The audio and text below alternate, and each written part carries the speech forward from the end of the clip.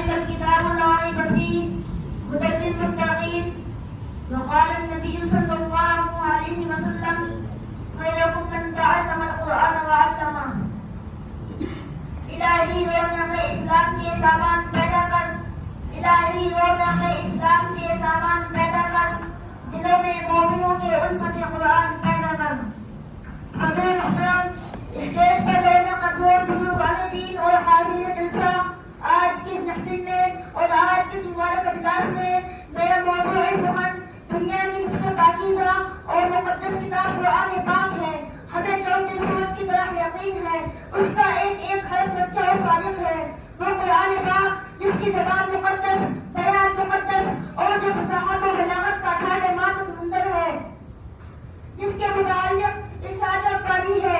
قرآن وہ کتاب ہے جس کے صادق اور برحق ہونے میں کوئی شک و شبہ نہیں، اور جس کے بارے میں محسن انسانیت حضور پاک صلی اللہ علیہ وسلم نے یہ ارشاد فرمایا، تم میں سب سے بہتر وہ شخص ہے جو قرآن کو سیکھے اور سکھائے. دعا کیجیے خداوند قدوس ہم سب کو قرآن پاک کی دولت سے مالا مال فرمائے.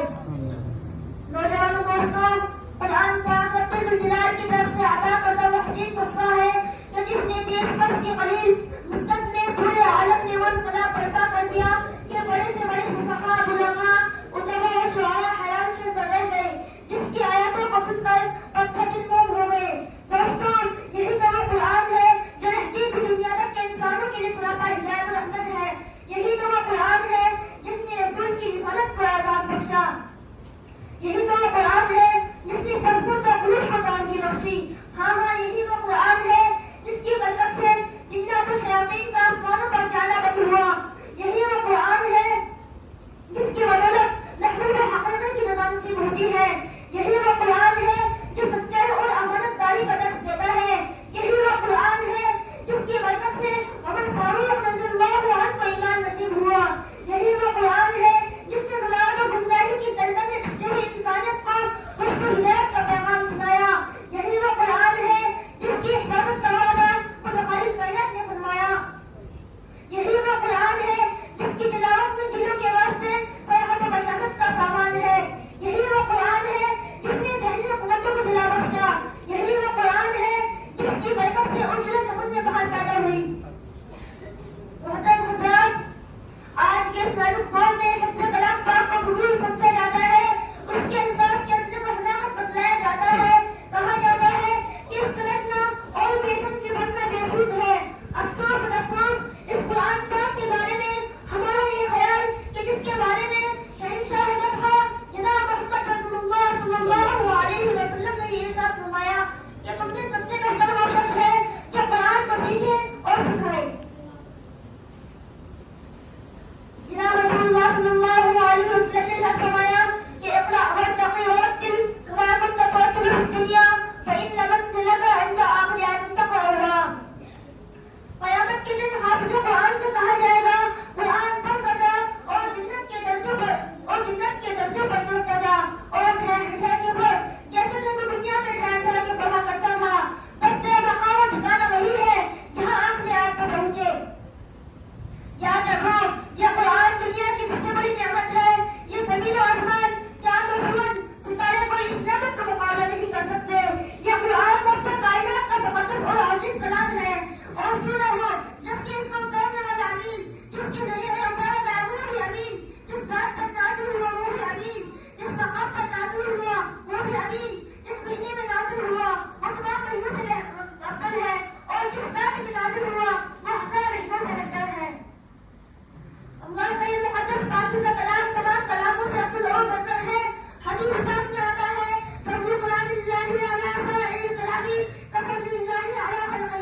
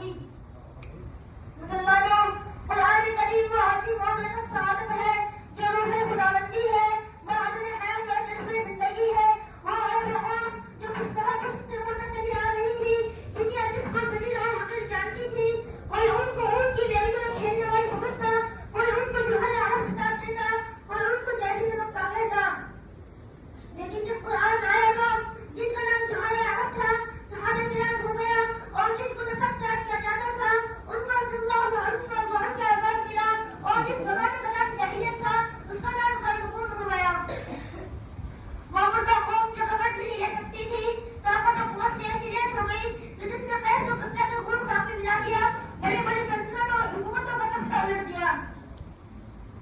मोहतरम दोस्तों, कुरान आया तो ज़मान और मकान में जिंदगी आई, कुरान आया तो अदल व मसावत का पैगाम आया, कुरान आया तो मुर्दा कौम जिंदा हुई, कुरान आया तो ऐसा गुस्सा का खून खाक में मिला, कुरान आया तो बादल के लहराव जिससे टूट पड़े, कुरान आया तो कुर्सी का दम तोड़ गया, कुरान आया तो सारी कायनात को नूर मिला, कुरान आया तो अहकाम के लिए शरीयत मिली, कुरान आया तो दम दिन सारे को हुकूक मिले, कुरान आया तो शराफत और इज्जत मिली, कुरान आया तो जुल्म और गुमराही के वादे से भटकते हुए इंसानों का दर्द मिला, कुरान आया तो दोस्त को सब कुछ मिला।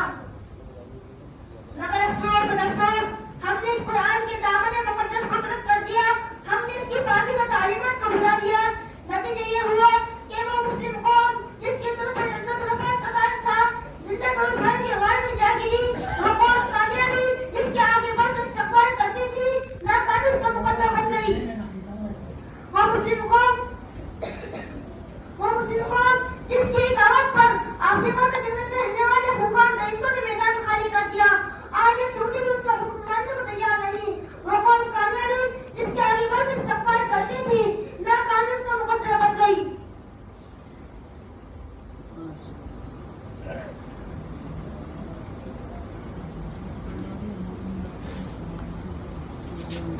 वो कौम जिन पर कभी तारीख की नाज़ा थी, आज मातम किया है। वो कौम जिसकी माजी और काबिलियत थी, हाल और मुस्तक़बिल इसका तारीख है।